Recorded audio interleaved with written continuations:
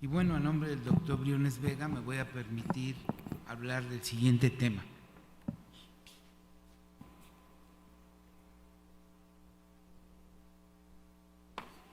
Bueno, primero que nada,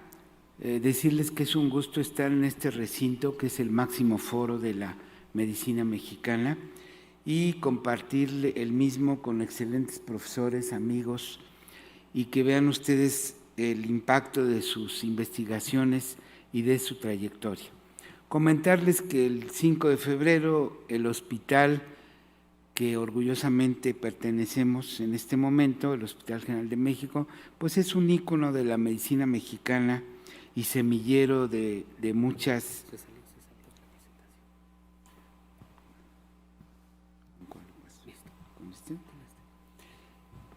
Es un hospital, es un ícono de la medicina mexicana. Hablar de un tema como la preeclampsia, que realmente dentro del mundo de la inmunología, pues representa un reto, y quizá vale la pena decir que esta preeclampsia es tan prevalente en nuestro país como un 3 a 5%, y hablamos de 2.5 millones de embarazos que suceden cada año en nuestro país, y pensar que el 5% de esos 2 millones y fracción de mujeres pueden desarrollar una preeclampsia y estar en un hospital en el filo de la navaja es algo relevante siempre. Hay dos autores mexicanos que debe uno mencionar, que son precisamente el doctor Mario López Llera Méndez, que en paz descanse, un ginecobstetra que durante mucho tiempo trabajó en el Centro Médico Nacional, en la Gineco 2, hablando de estos conceptos. Y si en la actualidad alguien tiene interés, todavía ponga su nombre en Google y va a ver que realmente pues aportó grandes cosas al mundo académico y científico. Y por supuesto el maestro Díaz de León, que hemos sido alumnos de él, aquí los muchos presentes, y recibimos una educación y un modo de pensar que en la actualidad lo seguimos manteniendo para hacer eco a sus enseñanzas. El doctor Mario López Llera llamó la atención en nuestro país sobre el estudio y la importancia, no solo desde el punto de vista clínico de la preeclampsia, sino desde el punto de vista académico y científico. El maestro Díaz de León recopiló muchas enseñanzas a través de lo que se creó como medicina crítica en obstetricia para tratar a este grupo de pacientes, el 3% de todas las preeclampsias, que hacen eventos agudos y que requieren un manejo multidisciplinario en una unidad de cuidados intensivos como ahora lo conocemos. Quisiera solo hablar de unos aspectos que ahora son relevantes. Vean, cuando se publicó esto en el año 2000, hace 24 años, el desaparecido maestro López Llera hablaba de que la evolución y la suerte del embarazo, y me permito hablarlo textualmente, y muestra una sensible dependencia de las condiciones iniciales, que en sus etapas tempranas, nidación y establecimiento de interfase útero-placentaria que se han mencionado, muestran un alto contenido de organización. El diseño fundamental de esta estructura placentaria es de tipo fractal y el flujo sanguíneo materno en el espacio intracotiloidónico es básicamente turbulento, dada la exposición anatómica, que luego, para continuar en el espacio intervelloso, sujeto a reglas de percolación muy distantes de las características de los flujos laminares. El mismo crecimiento del trofoblasto y del huevo completo en sus primeras etapas es geométrico y no aritmético. Y no es exagerado afirmar que la mayoría de estos procesos intraplacentarios, maternos y fetales son de naturaleza compleja y de comportamiento no lineal, como esbozó el doctor Arturo Cérvulo aquí presente. De manera que estos procesos característicos de la interfase feto-materna, como la invasión, penetración del citotrofoblasto, renovación y deportación del mismo, la fractura de las vellosidades coreales con escape de partículas fetales a la microtrombosis intervellosa y la hipoxia y el daño trofoblástico por citar solo unos pocos y a escala macroscópica, son todos ellos acciones no lineales, ¿sí?, que se encuentran al borde del caos y que son capaces de generar la disfunción global de esta interfase que llega a niveles críticos y que se expresa clínicamente en el síndrome de preeclampsia-eclampsia. Lo que vimos con el doctor del microquiberismo y la placenta es exactamente lo que decía. Recordar que la estructura de la vellosidad corial, cómo se proyecta en el espacio intervelloso, reconocer la turbulencia y el alto flujo que se da en estos espacios dada la disposición anatómica de las arterias terminales, y lo que escuchamos del doctor Arturo Cérvulo de cómo este todo complejo sistema permite que no haya un rechazo inmunológico, y quizá nos preguntaríamos si precisamente la preeclampsia es una excepción a la regla. Y precisamente que el imbalance que hay entre esta respuesta inmune, respuesta celular, respuesta de citocinas, quimiosinas, envuelta en una esfera inmunológica, puede ser una explicación lógica. Cuando hablamos de etiología de preeclampsia y se ha reconocido que es la enfermedad de las teorías, hablamos de 4 aspectos fundamentales. Ya se mencionaba previamente la implantación y penetración de la invasión del trofoblasto anormal en los vasos uterinos. Recordemos que este trofoblasto invade las células y destruye la capa muscular para convertir un vaso de resistencia en un vaso de capacitancia y permitir un flujo creciente de alta presión y de turbulencia. Ya hablaba el doctor de la tolerancia inmunológica y la mala adaptación que hay de tejidos maternos y paternos. Recordemos que la placenta es genéticamente tributaria de los genes paternos y el embrión es de fetos maternos. Esta interrelación que se da en el territorio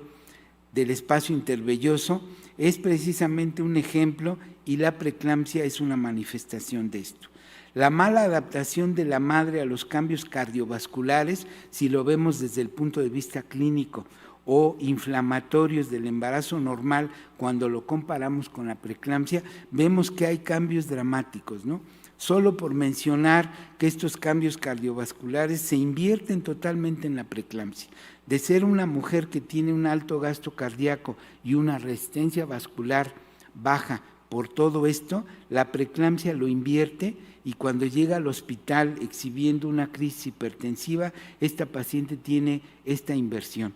Factores genéticos que se conocen cada vez más, incluyendo genes predisponentes que se heredan y que son influenciados por aspectos epigenéticos. Sabemos que hay cambios genéticos, puntuaciones puntuales, como la tetraidofolato reductasa, por decir alguno, que genera cambios importantes y que se manifiestan en ciertos sectores de la población. La fisiopatología de la preeclampsia se podría concebir como una inadecuada vascularización de la placenta, disfunción endotelial, todos los aspectos inmunológicos que se van reconociendo, la predisposición genética y la influencia de la epigenética, y como vemos hasta deficiencias dietéticas que también juegan un papel importante. Toda esta disfunción endotelial, que es el prototipo, la vía común de la preeclampsia, es influenciada por todos estos factores y es magnificada por esta invasión deficiente, por estos compuestos vasoactivos que actúan anormalmente y que trataremos de explicar, y que culminan cuando vemos una mujer en el hospital con resistencias vasculares incrementadas y que dan una hipertensión severa. El ácido úrico como marcador de la hipoxia fetal y el mal pronóstico perinatal, descrito desde hace 100 años y que en el año 34 se hizo más manifiesto para demarcar que la activación de la xantina oxidasa y la producción de un antioxidante por excelencia como es el ácido úrico tiene o está revelando que hay una inhibición potente en la función endotelial, que hay un bloqueo en la formación de ciertos factores angiogénicos, que hay inhibición en la invasión del trofoblasto y que por supuesto se promueven moléculas inflamatorias, quimio y interleucinas, como acabamos de ver, que interfieren mucho en esto. Favorecen arteriopatías en arterias, por ejemplo, como en el riñón, en relación a la producción del músculo liso vascular y que favorecen la hipertensión. Niveles elevados de ácido úrico en estas mujeres durante el primer trimestre se han relacionado con este incremento de riesgo en hipertensión y en preeclampsia, como todos sabemos. Esta activación anormal de la jantina oxidasa que da como producto final la elevación es algo que debemos y mantenemos en la clínica como un sensor de esto. Pero hay compuestos vasoactivos. En los años 70 se hablaban de moléculas que ahora no son tan importantes como las endotelinas, que se incrementan, los tromboxanos A2 o el factor que convierte este derivado del endotelio que está aumentado. El óxido nítrico que se conoció desde los años 80 y que está disminuido, la participación de la prostaciclina I2 y la disminución de algunos efectos, se me fue la palabra, perdón, el incremento entre la respuesta endotelial como algunos compuestos como la vitamina E. Los efectos biológicos de la síntesis del óxido nítrico y la participación de algunos catabolitos de que también tienen un papel importante en la preeclampsia. Nosotros sabemos que hay un sinnúmero de publicaciones al respecto y que podemos demostrar que el estrés oxidativo mediado por sustancias como los productos derivados del óxido nítrico, los nitratos, por ejemplo. El deterioro de la relajación dependiente del endotelio, que ahora sabemos que es este compuesto, y que está alterado cuantitativa y cualitativamente en mujeres con preeclampsia. La vasculopatía sistémica desencadenada por alteración en el desarrollo placentario, el daño endotelial de múltiples formas que lo podemos manifestar o demostrar, la isquemia de múltiples órganos, principalmente riñón, hígado y cerebro, el exceso de sustancias vasoconstrictoras como esos tromboxanos, angiotensina que desde los años 70 se conoció, o las endotelinas actuales, y el déficit o la protección de estos vasodilatadores encabezados por óxido nítrico, citoquinas y algunos antioxidantes como la vitamina E y algunos otros. De hecho, un porcentaje que oscila entre el 8 y el 12% de las mujeres con preeclampsia severa que vemos en los hospitales hacen microangiopatía, y esta microangiopatía no es más que la expresión desde el punto de vista clínica de la alteración en el endotelio vascular, de la activación de estas células con la liberación de mediadores en un sentido y en otro, la participación de eritrocitos y plaquetas, bajo lo que se conoce como microangiopatías descritas en México durante el año 82 y hecho popular por Weinstein bajo el acrónimo de síndrome de HELP, que dio la vuelta al mundo y que es un prototipo de esto. Hemos estudiado desde el punto de vista del laboratorio, en modelos de laboratorio, cuál es la participación, por ejemplo, de los agonistas del calcio, de los antagonistas del calcio, de los bloqueadores del calcio, para explicar por qué son los fármacos que más se utilizan en esto. Porque precisamente el músculo liso vascular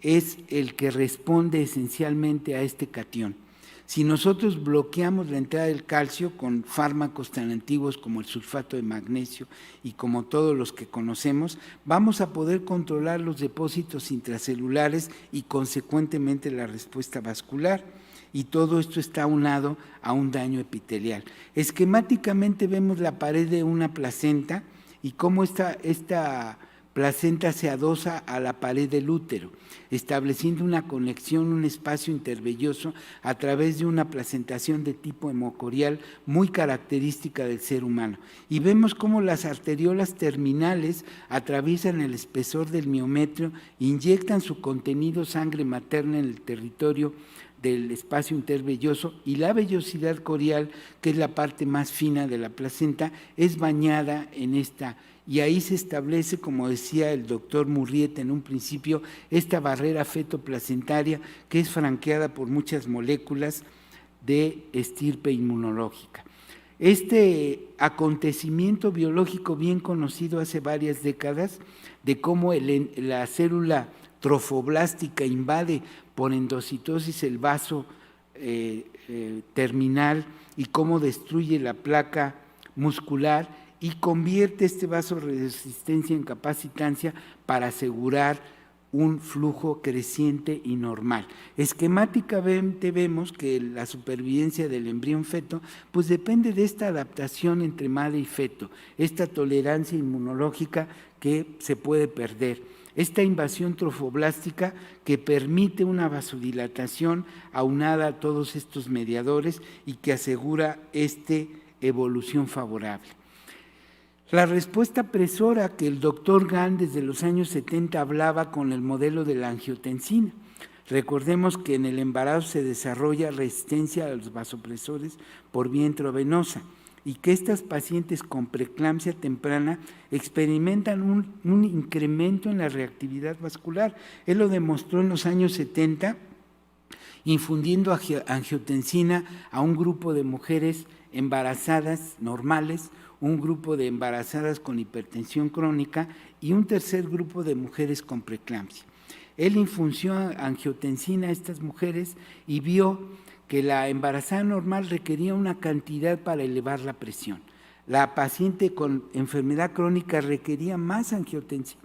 pero en cambio la paciente con preeclampsia con una infusión mínima de angiotensina disparaba la respuesta presora y con ello la presión arterial, y desde esa época se conoció el valor que tiene. Por eso es que estas mujeres que normal y fisiológicamente están vasodilatadas van perdiendo este mecanismo de adaptación fisiológica y van teniendo una respuesta presora ahora muy de moda con las endotelinas y con todo lo que conocemos. La preeclampsia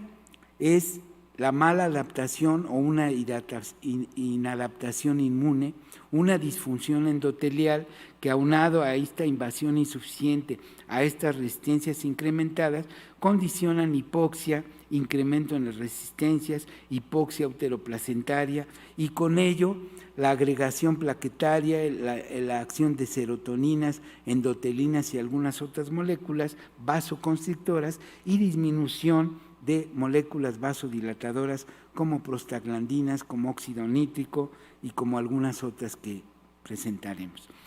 ¿Cuál es el papel de la prostaglandina y el endotelio? Existe una disminución de la capacidad de respuesta vascular mediada por esta síntesis a nivel del endotelio. Hay una secreción incrementada de tromboxano A2 que actúa sobre la plaqueta, hay una sensibilidad ya demostrada hace décadas hacia la angiotensina y hay una inhibición o una disminución por lo menos en la secreción de óxido nítrico. Esto da como consecuencia el fenómeno de hipertensión, que en la clínica es el prototipo para ingresar a estas pacientes a las unidades de cuidado intensivo. Entonces, estas pacientes que desarrollan preeclampsia y que tienen este fenómeno, ¿sí?,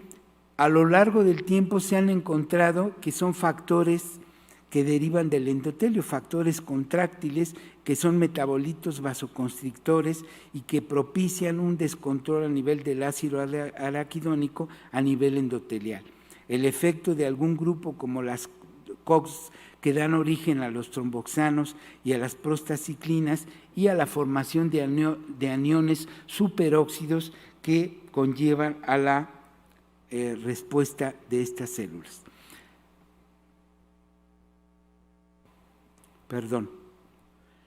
Los factores contráctiles que derivan del endotelio y que están manifestados o representados básicamente por las endotelinas y las cuales juegan un papel crucial y que es demostrable en estas pacientes. El óxido nítrico, que repito, se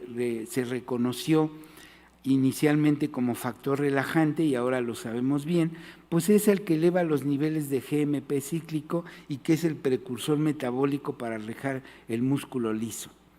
y que estas respuestas que pueden ser neuronal, inducible o endotelial, que precisamente es de lo que hablamos, juega un papel importante este daño endotelial en esta respuesta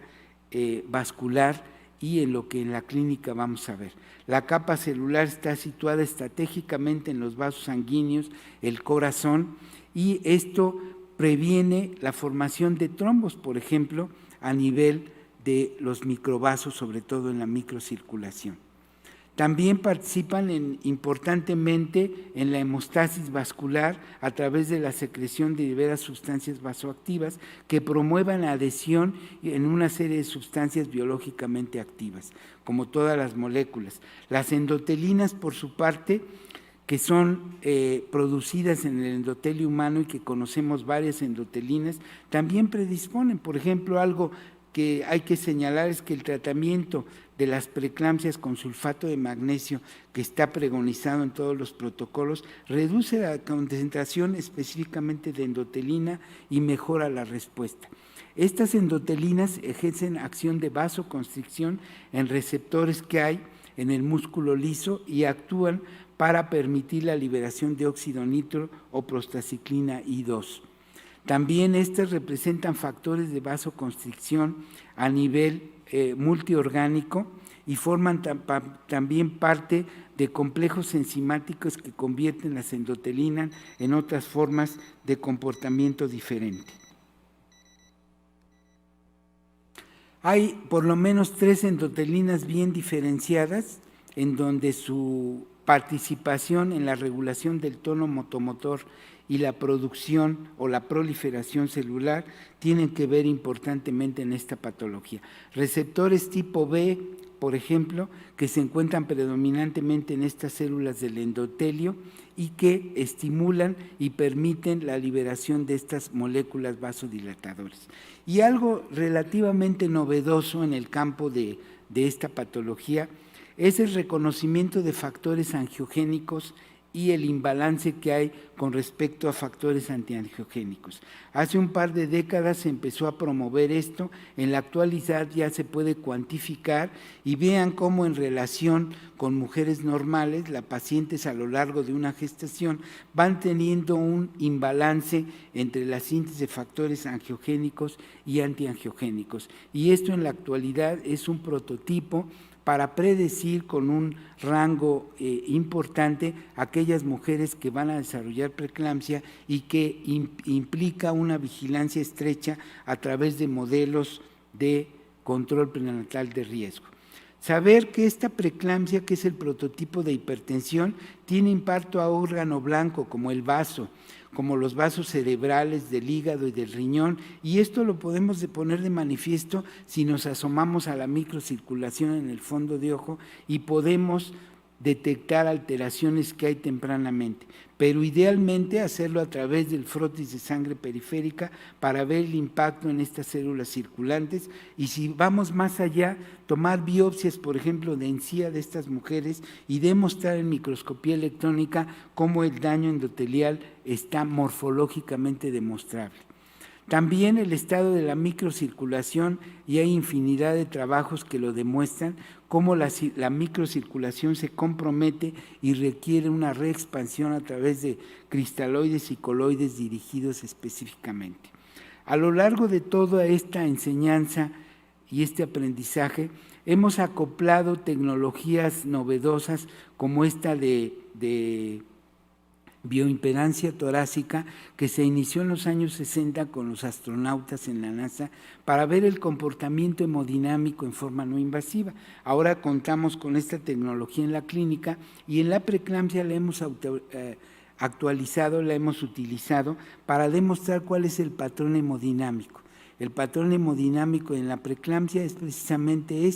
un cambio en la hipovolemia y un bajo gasto cardíaco con resistencias incrementadas a nivel periférico, lo que tiene como consecuencia una hipertensión arterial. Por eso es tan importante monitorear y no solo irnos a aspectos clínicos de la presión arterial, sino irnos atrás y ver que esta presión arterial depende de esto. Pero desde el punto de vista académico, científico, tenemos que ver que el resultado de todo esto pues es irnos al laboratorio, hacer exámenes de todas estas moléculas y de células para ver cuál es el comportamiento y cómo podemos explicar todos los cambios que se dan en la clínica. Quizá el proceso inflamatorio, y lo platicábamos con el doctor Raúl Carrillo, si nosotros nos enfocamos más a estudiar aspectos inmunológicos, y creo que es una buena proposición, y entender cada vez más el fenómeno inflamatorio, el fenómeno de coagulación y el fenómeno del equilibrio ácido-base que están íntimamente relacionados, vamos a poder entender qué es lo que sucede con nuestros pacientes graves, como es precisamente la preeclampsia. No solamente la disfunción endotelial, visto desde el punto de vista de algún comportamiento, sino cuál es el entorno y la repercusión que tienen en el desarrollo del bebé y en la repercusión materna. Esta cuantificación de endotelinas, de serotonina, de noradrenalina o algunas otras moléculas nos permite poder entender las manifestaciones clínicas que se dan, por ejemplo, a nivel del sistema nervioso, la hiperreflexia, la visión borrosa, los escotomas, el clonus, la irritabilidad, la proteinuria o la oliguria que determinan una disfunción renal, el hígado con las alteraciones enzimáticas, la epigastralgia, la misma ruptura hepática, o bien demostrar que estas mujeres tienen una hemoconcentración o bien hacen una anemia hemolítica con plaquetopenia y hemólisis y hacen un complejo microangiopático. A nivel de la retina, ver los cambios que hay en el espasmo arteriolar o a veces pequeñas hemorragias. A nivel fetoplacentario, el retardo en el crecimiento, que no es más que el resultado de un compromiso en el espacio intervelloso y que va a dar como consecuencia un desarrollo anormal del feto que se puede asociar a oligohidramnios y a distrés fetal. En el embarazo, la presión arterial disminuye fisiológicamente en el primer trimestre y se va equilibrando y compensando. En la segunda mitad aumenta la resistencia vascular y el óxido nítrico, la prostaciclina y la progesterona juegan un papel importante para modular el tono vascular que se va perdiendo en estas mujeres. La sintetasa de óxido nítrico en sus diferentes territorios y la producción de GMP cíclico es la que medía la vasodilatación. Y la participación de neutrófilos también y la liberación de factores plaquetarios y del neutrófilo contribuyen a toda esta alteración que se da desde el punto de vista molecular y submolecular. Me paso algunas porque las veo un poco repetitivas. Y bueno, esta diapositiva habla que además del nivel de endotelinas que se encuentran elevadas, por ejemplo en estas pacientes con falla orgánica múltiple o que hacen un síndrome grave de HELLP, la hipertensión, la resistencia y el péptido natriurético auricular, que también se miden, pues son parte importante en explicar la fisiopatología y por ende el tratamiento que se le puede dar a estas mujeres. Normalmente el endotelio, la plaqueta, los neutrófilos interactúan en un fenómeno homeostático que se pierde cuando, por ejemplo, el endotelio está denudado y ocasiona microtrombosis o trombosis. De manera similar, esta disfunción del endotelio, ¿sí?, transforma un endotelio trombogénico, ¿sí?, y en una superficie que puede dar o propiciar todos estos fenómenos. El fenómeno de la coagulación sanguínea, que lo conocemos escasamente hace 120 años y que hemos ido aprendiendo a lo largo de este tiempo, y cómo este fenómeno complejo de eventos que culminan con la formación de una fibrina y que este sistema fibrinolítico enzimático también se activa tempranamente para liberar a estos vasos de la microtrombosis o se activa normalmente para propiciar un fenómeno fibrinolítico que tenemos que detectar y evitar para no tener un conflicto hemorrágico. Estas pacientes, como decía, la adaptación anatómica, fisiológica y bioquímica en el embarazo normal ayuda a la madre en el reto hemostático en la separación placentaria durante el tercer periodo. Ya mencionaba el doctor Murrieta la relación que hay con el percretismo placentario, con este trastorno que hay y que lo vemos cada vez más en los hospitales, de que este trofoblasto se inserta normalmente en el miometrio, inclusive en la serosa, y causa problemas serios que requieren un manejo específico y que debemos estudiar. Así se puede originar fenómenos como la hipercoagulabilidad por lesión endotelial, o bien fenómenos que pueden iniciar tempranamente una coagulación intravascular que tenemos que aprender a reconocer y parar tempranamente para evitar un evento catastrófico. Perdón. Entonces, la activación de neutrófilos en la fisiopatología de esto juega un papel importante, ¿sí? También ahora se le ha dado importancia a las células endoteliales circulantes. Vean solo como ejemplo que la mujer sana sin embarazo tiene alrededor de 12 células por mililitro. La mujer que se embaraza y no ha desarrollado una patología lo incrementa. La paciente puérpera prácticamente lo duplica. Y esto se va a ir disminuyendo en la medida que el puerperio. Pero en cambio la paciente con preeclampsia, vean cómo la cantidad de células endoteliales es importantemente incrementada en la circulación. Y finalmente este fenómeno inflamatorio de células de tejido conectivo y de vasos sanguíneos, en donde confluyen fibroblastos, mastocitos, macrófagos, polimorfonucleares y una serie de células, intervienen inmediatamente a través de sus mediadores y con respuestas en múltiples tejidos. También hay familias de moléculas de adhesión, como hemos mencionado, como mencionar algunas selectinas o integrinas que también tienen una interacción importante. Mediadores químicos de la inflamación, como citocinas y quimiosinas, y la inflamación que se da en aminas vasoactivas, que por ejemplo responden a la histamina, o factores de la coagulación, como el factor 12 de contacto que puede desencadenar, o bien vías de las cininas, como la calicreína, que tempranamente en embarazadas con preeclampsia puede desencadenar no solo un evento trombótico, sino un evento fibrinolítico. Entonces, esta lesión endotelial que tiene repercusiones vasculares, repercusiones en la coagulación, fibrinolisis, en el complemento y por supuesto en el fenómeno inflamatorio, son muy importantes de tomarse en cuenta por todo el efecto que esto tiene y que hemos visto a lo largo de la plática. El espacio intervelloso, luego, como empezaba el doctor Murrieta, juega un papel fundamental. Las interacciones de estas células y de estas moléculas en el espacio intervelloso definitivamente es la explicación para que entendamos que en la clínica todo lo que sucede y por qué tienen una serie de manifestaciones estas pacientes que llevan a tener un fenómeno de preeclampsia que desde el punto de vista inmunológico puede ser una falla precisamente en esta tolerancia inmunológica. La preeclampsia, como conclusiones, tiene alteraciones a nivel vascular, donde intervienen en forma importante el óxido nítrico y las endotelinas. Además, puede explicarse la presencia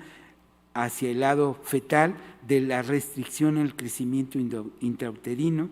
Las endoglinas séricas de alta especificidad y sensibilidad en el segundo trimestre para hacer diagnóstico de preeclampsia en forma temprana y hacer un seguimiento puntual, y estudios que demuestran que el número de células endoteliales circulantes también nos ayuda para implementar un diagnóstico y poderlo concluir. Vean que estas anormalidades placentarias propiciadas por múltiples factores genéticos, inmunológicos y ambientales tienen como repercusión la hipoperfusión, el daño en el estrés oxidativo que lleva a disfunción endotelial. Y esto en la clínica se traduce por un tono vascular incrementado que se expresa en riñón por lesión glomérulo endotelial y proteinuria, en el sinusoide hepático por elevación de enzimas que pueden llevar a una paciente grave a isquemia del sinusoide y ruptura hepática, a la hipertensión arterial que de no controlarse tempranamente pueden provocar a nivel del sistema nervioso una ruptura de un vaso terminal y una hemorragia intracerebral o la misma ruptura hepática, y que esto explica la isquemia a nivel de sistema en los vasos, pequeños vasos de corteza cerebral y de núcleos basales, por qué esta paciente puede manifestarse con convulsiones o con pérdida del estado de alerta que llamamos eclampsia. Desde el punto de vista laboratorio, demostramos que hay disminución de óxido nítrico, de prostaciclina y que además hay incremento en endotelinas, tromboxanos y angiotensina 2 que nos ayudan a entender el papel que tienen estas mujeres. La preeclampsia tiene alteraciones a nivel vascular, perdón, ya se repitió, y de ahí, ya para cerrar, pues que sepan ustedes que este equipo de respuesta rápida, que fue una concepción inspirado precisamente en un trabajo del doctor Raúl Carrillo aquí presente y que le llamamos Mater de Maternidad, es adaptar un equipo multidisciplinario en la clínica para reconocer tempranamente a una paciente que llega con una emergencia médica, quirúrgica, obstétrica y en forma multidisciplinaria darle apoyo. Finalmente decir que la mujer con preeclampsia es una patología grave, es prototipo de la especie humana. En el laboratorio podemos inducir un animal de laboratorio en forma experimental, pero que en evolución solamente la mujer, solamente el ser humano expresa una alteración a propósito de un embarazo, resultado de una placenta enferma que repercute no solo a nivel local en el espacio intervelloso y que se va a traducir en el feto, sino que además tiene repercusión multisistémica en la mamá y que nos explica todos estos eventos que suceden en la mujer. Muchas gracias.